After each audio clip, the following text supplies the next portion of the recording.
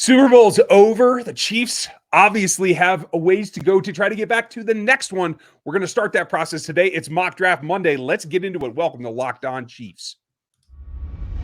From the land of the free and the home of the Chiefs, this is the Locked On Chiefs podcast. Welcome back, Chiefs Kingdom, for another episode of Locked On Chiefs, your daily podcast for everything KC Chiefs. We're part of the Locked On Network, where you can get us for free every day. Thanks for joining us. This is going to be a fun listen, I'm pretty sure. Don't forget that we're available on every platform, including YouTube. You can like and sub over there if you would like. That will help us. I'm Ryan Tracy, the president and founder of Rogue Analytics and Performance Consulting, as well as RGR Football. And you can listen to me after this first listen, which we appreciate, over on the Locked On NFL Draft Show as well. Mr. Chris Clark, how are you? How's Chiefs Corner? Chiefs Corner good. Actually going to be doing a little bit of a breakdown as to exclusive rights for agents and all the different designations on that. A little bit more talk about the cap as well. Quick update on that. I am Chris Clark. I run Chiefs Corner, a new website that just started. Going to be talking about the cap, stats, analytics, and doing deep dives into all of that about the Kansas City Chiefs on Chiefs Corner. So be sure you check that out. Just a really quick update on the salary cap, down to $4,347,000 on the salary cap. So a $10 million hit since the last time we talked about it. Yeah, that's got to be incentive payouts and that kind of thing. I would bet on it's that. Actually, if you want to bet, you can go over to betonline.ag.net, sorry, and you check it out, because they've got you covered for all of the things that you need to lay your action down. Even though it's post Super Bowl now, you can get there with betonline.net. It is actually the reserve contracts that were added, but is what it is. So okay. There is some incentives hitting though, right? Well, incentives that hit, yes, but Chris Jones, for example, was a incentive that was not expected to be met, so it would be refunded. So gotcha. That's one of those things where they'd be getting money back this year. So just a quick update. Wanted to throw that out there because it was a big change, and I expected it. I knew it was coming, but it is still what it is. And until the new season starts, they're on the top 51 active active contracts on that number. So we'll dig deeper into the cap numbers and let Chris take us through the whole thing here later in the week, folks. Today, it's about what's coming. Who are the new draft picks? So I think we've gone through this, and folks, we're going to do this every week. We are here 5 days a week, and Mondays will now be set aside for mock drafting. So let's get started, because I want to know if you have a specific target in mind in terms of positional group. As I get this started, folks, if you want to see this process, you can jump on the YouTube channel. Obviously, I can't do much for you visually on the audio feed, but hey, we are using the Draft Network's mock machine, and we're going to go through it here starting now. So do you have like a target position? Do you have like a top priority that you want to see them go after? No, I do not. I think that they have a lot of needs at a lot of different positions. So it's just going to be positionally, do they fit what you're looking for? Okay, that makes sense. I see that, Drake London's still there, which is who we took last week. Right. So we will not take him, right? Right. We're going to change up the scenarios each week. And here's where I'm going to need your help, because I haven't gotten enough into the draft picks to know. McDuffie is a corner, listed as the 27th ranked corner. Is that somebody that fits this scheme? He's a very good player, and like every Jimmy Lake coached, and he's coming out of DB, Washington. So he's coming out of Washington. Yes. So he played 81% zone. That is what they're asked to do. Now, the problem with that is, like we saw with Marcus Peters, like we've seen with Byron Murphy, it doesn't mean he can't play man. He played at 19%. It's just that scheme is based on zone. Right. And so it is a little bit more of a projection. I have no problem with it. I like the player. He's a great open field tackler. And that is key. For me, it's not necessarily the scheme he played, although don't get me wrong, that's important. It says he fit what they're looking for in their measurements. Is he a long, lanky guy? He's not super lanky. No, I think he's a shade. I think he's at 5'11". Don't have an arm length on him yet. We'll get that at the combine. Going forward, I think he's a solid pick here. I think he'll actually slide out of the first just a little bit because of the volume of other positions like we see here. Devonte Wyatt is arguably the top defensive lineman in this draft. So you can have that argument back and forth. You have options at the wide receiver spot. Like we said, we took Drake London last week. He's here again as well, but there's also Chris Olave, the smoothest route runner in this class. and Jahan Dotson, who has extreme route running and speed underneath, he could be what you always wanted from McCole Hardman if we decided to go that direction. Well, and I think one of the biggest things, if you think Devonte Wyatt is the best interior defensive lineman, I'm actually for that. If he can get, the question I have is, does he have pass rush? Yes, more so than Jordan Davis does, and that's the differentiation. Okay, then I'm actually fine with going interior defensive lineman because they're going to have a free agent in. They're going to have multiple free agents. They need more pass rush, and the best place to create pass rush is interior. Although you're going to want defensive ends, there really isn't a defensive end here that I see in the top 40. No, unfortunately, the edges that are really ranked, and even that I would rank, and I'm a little bit different on some of the edges. I don't see any of them here. So it just becomes a question of positional value. Yeah, to me, would you go for the interior defensive lineman? Positional value, I don't think you would. But if you're looking at how you can create pressure and there's no edges, to me, I think that CB makes a lot of sense. But you're also worried about how quickly is your pass rush going to get there, because it doesn't matter how good your corners are if they're on an island for 5 seconds. So to me, I want more pressure, and if he is able to get the pressure, then I'd go Wyatt. Okay, that brings us to, if we are going to go interior defensive line, the interesting thing here is DeMarvin Leal has fallen out of the first as well, ranked 33 here. I don't know that that's actually where he's going to be, but he would be the number 2 like interior pass rusher in terms of production. I haven't completed all of the metrics, but that's the way that it's looking right now. And so it becomes a question of, do you want versatility? Because I think Wyatt's going to play inside. He's going to be a 3-tech, and you're going to be happy with him there. Whereas Leal has played a lot of defensive end as well. He can go back and forth. He's a little bit more versatile. Does it matter to you where this person lines up? I would rather have the guy that's best at his position than really having somebody that is a tweener, personally, especially in the first round. Okay, I can understand that. So at the end of the day, that's what we'll do, and we'll just go Devonte Wyatt, interior defensive lineman from Georgia, comes off the board. That will take us through to the second round. So we have plenty to do here. We're going to get us through as many picks as we can today, folks. So we will get to that here very, very shortly. But before we get there, I want to tell you about our friends over at Built Bar. This is the time of year that I've pretty much given up on all my New Year's resolutions, but not this year. I'm sticking to my resolution to eat right thanks to Built Bar. It feels like it's not really a resolution because I actually enjoy eating them, and I really do. They are fantastic. If you saw my pantry in the kitchen, you would see it filled with Built Bar bars. Lots of different flavors. All Built Bars are covered in 100% real chocolate. That is 100% real chocolate, low calorie, high protein. Replace your candy bars with these. They're better. A typical candy bar could be anywhere from 200 to 300 calories. Go to built.com and scroll down to the macros chart. You'll be blown away. High protein, low calorie, high fiber, and low carb. 130 calories in most Built bars, 4 grams of sugar for net carbs, and 17 grams of protein. Lots of different flavors you can choose from: mint, coconut almond, and many, many more. This month is new white chocolate cookies and cream. They are all delicious, and new flavors are coming out all the time. If they think a flavor might be good, they'll make it.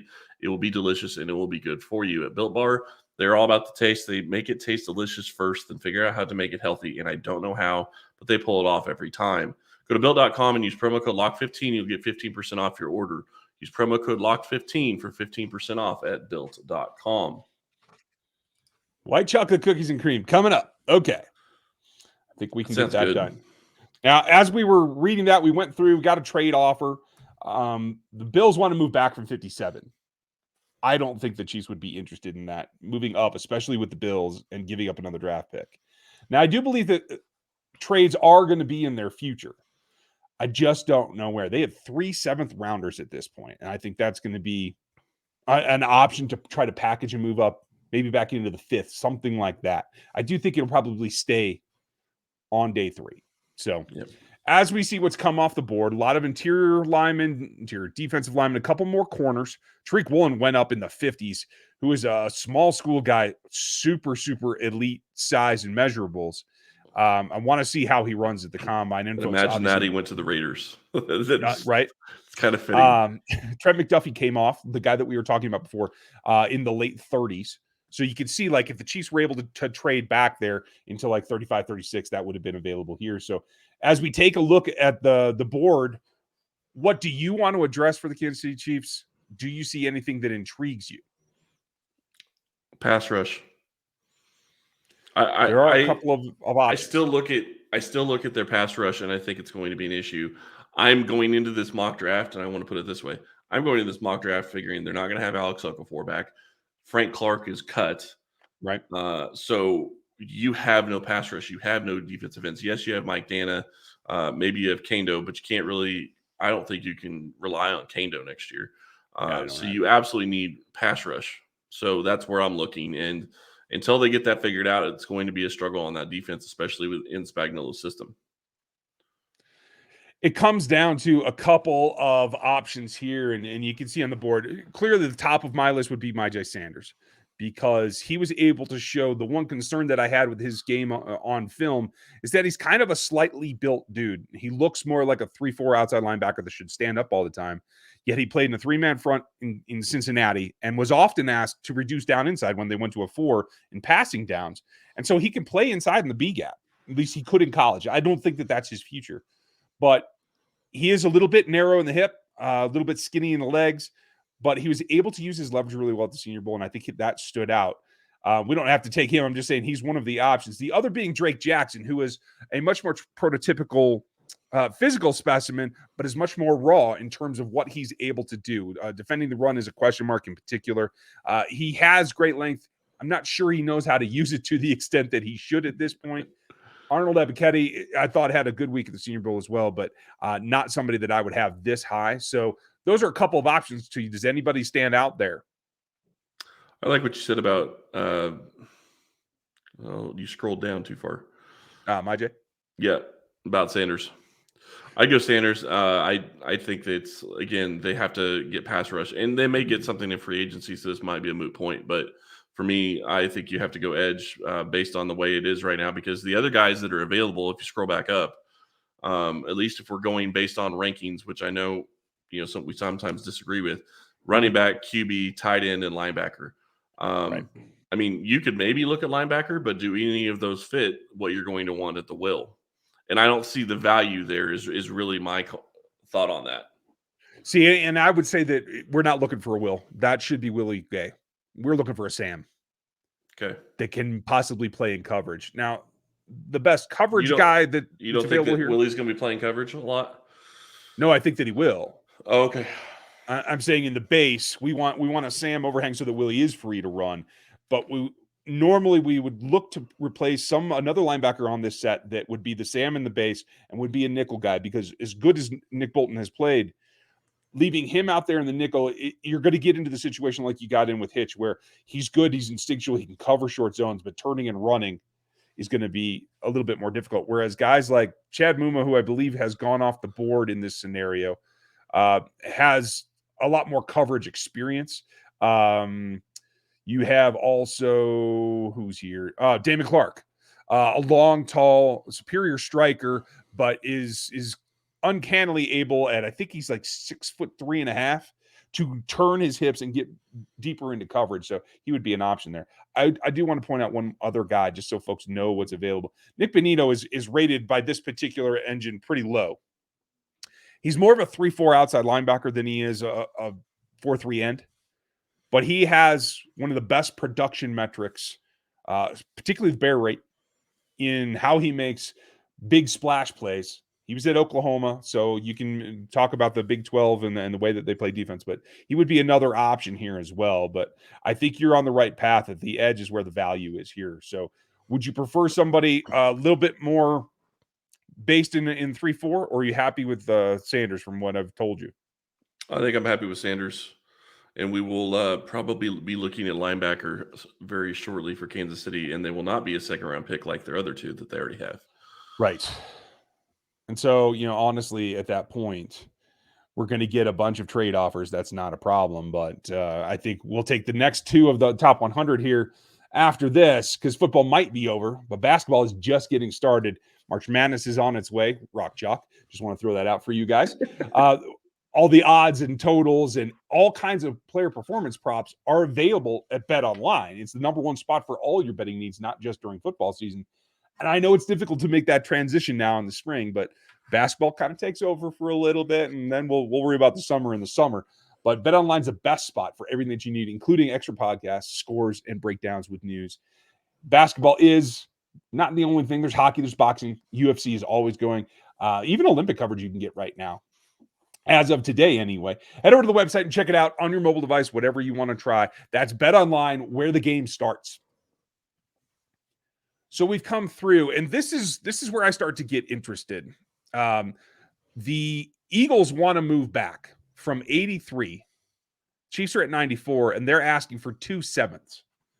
This would be the start of where I would start to think, hey, is there somebody available that the Chiefs might be very interested in? So for me, I would take that trade, and here's why. If you look at what Brett Veach has done the past couple of seasons, he has only taken 6 draft picks, I think, in the last couple of seasons. So I would take that trade because more than likely they're not taking that many players, especially down in the 7th round. And if you look at last year, their 5th round wide receiver in Colin Powell didn't even make the roster. So it's possible that they would be looking to move up to get better picks. Mm-hmm. That makes perfect sense. And so we take that trade. Now the Chiefs still have somewhere right around 100, their comp pick that is going to come in for Ryan Poles hiring as the GM in Chicago. So we still have that. There's your boy Chad Muma. Right, exactly. And I thought he had gone off the board. They've actually dropped him down this list, so he had not. So you have David Clark. I'm sold already. Sorry. Are you? Yeah, just take him. That fits what they need on defense, and I'm done. Okay, fair enough. He is arguably the best cover linebacker in this group. I mean, I think I still give Devin Lloyd a little bit of the edge, but he's right there with him. So great. Chad Muma, welcome to Kansas City. So what we've done here in the first 3 rounds, again, moving up and trading up 2 of the 7s there just lately. I don't think the Chiefs are going to want to go up again and give up another 7th. Do you? Man, 10 picks up? No, probably not. I don't think so either. But what we've been able to do, that's pretty cheap to move up 10 spots in the 3rd round. Within the top 100. Yeah, exactly. I just think that there's a volume and that they're going to want to, they need the number of expiring contracts. They need to backfill that with some young players. Yep. But what we've been able to do to this point is put 2 players on the front 7 in Devonte Wyatt and Myjai Sanders. You still have some of the guys that are going to be there. I mean, they should resign Derek Nottie. We're expecting that. You're going to have Colin Saunders, who's still under contract. Like you said, there's Kando. I expect them to bring in another veteran edge rusher. So you have a nice mix there. And now Chad Muma would be your 3rd linebacker. Now, Chad Muma can play and did play in the nickel and in the big nickel where he was the only linebacker on the field at Wyoming. So he has that upper coverage ability and experience. So you can see playing Willie and he in the nickel and having more ability to cover the field, resting Nick a little bit, let Nick take 1st, 2nd down and be the green dot. But wait a second. But wait a second. What about Ben Neiman? I'm kidding. Okay, good. You're scaring me. No, he's a free agent anyway. But I'm really kidding. Let's see what they got for. They've gone all defense. It would not shock me to this point to go all defense this early on. Right. But offensively, there's still really not that big of value. I mean, you're looking at a running back, a tight end, wide receiver, I guess. But a lot of this is going to be based on what they do in free agency, and it would not shock me for them to look at wide receiver in free agency. I agree, and I think there are some pieces to be had. Now, 2 guys actually that are here that we can get into are going to be available further down according to this scenario. So I don't think wide receiver is the spot to go. I know that that's the next need, but you've now missed out on the elite talent. Yep. So now it's about getting guys that can fill specific roles, and there's 2 there that we'll talk about here coming up. So what do you think about this tight end group? Dulcich is a guy who just made a lot of noise at the Senior Bowl. Very smooth, good hands. Jake Ferguson is a guy that I think can run a lot of Travis Kelce's routes. I just took him in a mock last week over on RGR Football. You guys can check that out, rgrfootball.com. Like, have you seen anything from Jake Ferguson at Wisconsin? No, I still don't know that I would really want to go with a 3rd round pick, another tight end. Okay. You've got Travis Kelce, you've got Noah Gray, and I still think Fortson's going to be on the roster. So, yep. I still think you need to be looking at corner or safety if there's anything there. Looking at those particular groups, no one really stands out to me other than Kobe Bryant. Now, Kobe is not the top end dominant. He is the second player, quote It's unquote. really after going Sauce to throw me off if we draft Kobe Bryant just because of the name. Well, then I think we're going to have to do that. It's a little bit of a reach, but I think Kobe has been able to be the guy that is opposite Sauce Gardner and has not got the accolades. I think he's actually a better player than a lot of folks want to admit, just because of that stark contrast with a guy that could be the top corner coming off the board. So there we go. Let's give the Cincinnati player Kobe Bryant to the Kansas City Chiefs at 102. And now we have 4 defensive players, and that is going to be our mock draft for today. I think it's interesting. We've taken 2 Cincinnati players. So now Travis is going to have some guys that he can kind of relate to from his alma mater. Well, there's that too. That's a very good point. I hadn't even considered that connection. It's just that when you're talking about one of the 4 college football playoff teams. So I think that nobody's going to have, there's 14 prospects in this draft from Georgia. You're not going to be able to get them all, but we did get one. And Which is really important to Ryan. Well, not so much that it's a Georgia player, that it's someone that's on the national championship team. And at the strength of the defense, and he was one of the standout players that didn't get the hype. So I think that's important. Now, there's plenty of other things to be done, but if you're getting players that were in the playoff, that were able to compete at that level, that's just another step above like a standard bowl game. So I think that gets you a step closer to playing against NFL competition, and hopefully that makes the transition better and easier for some of those players. So let us know what you think about this draft. These are our draft picks, and I know a lot of people are going to be saying, where's the offensive players? I really don't see them going offense in the draft early on unless there's somebody that falls. Like we've talked about, I think they're going to address wide receiver in free agency. I think that they're going to be looking at adding in free agency on the offensive side, because I think what Reed looks for is experience and somebody that can step in. So to me, that would make more sense. But they need a lot of defensive talent. This defense needs to get better. And, there's still a lot of question marks at other positions that we need to, try to draft later on. Well, and I'll tell you this, in this scenario, there's still a lot of wide receiver talent here that are going to be second, third day guys. Khalil Shakir is great. I think you guys will love him. He can run out of the slot with a lot of power. Jared Stearns is my guy. You guys have been hearing me talk about him over on the draft show for like the last 4 months out of Western Kentucky. He is a smaller version of Tyreek that isn't as fast, but he's built like Steve Smith at 5'7.5". Slot receiver again. Not the X that everybody's looking for, but there's a lot of value in this draft at the wide receiver spot later down. Even Justin Ross, who has a storied injury history, but has been a primetime player in the past. I think there's value to be had here. So we'll see what they do in free agency, and then we can come back and we'll have another mock scenario for you next week. And we're going to continue this all off season. Just like the Chiefs front office does, we're going to run as many scenarios as we can to get a feel for where we think things are going to fall and how that will help the Kansas City Chiefs improve. So I know it's post Super Bowl. Chris, I hope you enjoyed yourself. I tried to. And folks, we are on to the 2022 draft for the Kansas City Chiefs. Hope you're ready for it. Thank you for listening to us today. We'll catch you tomorrow.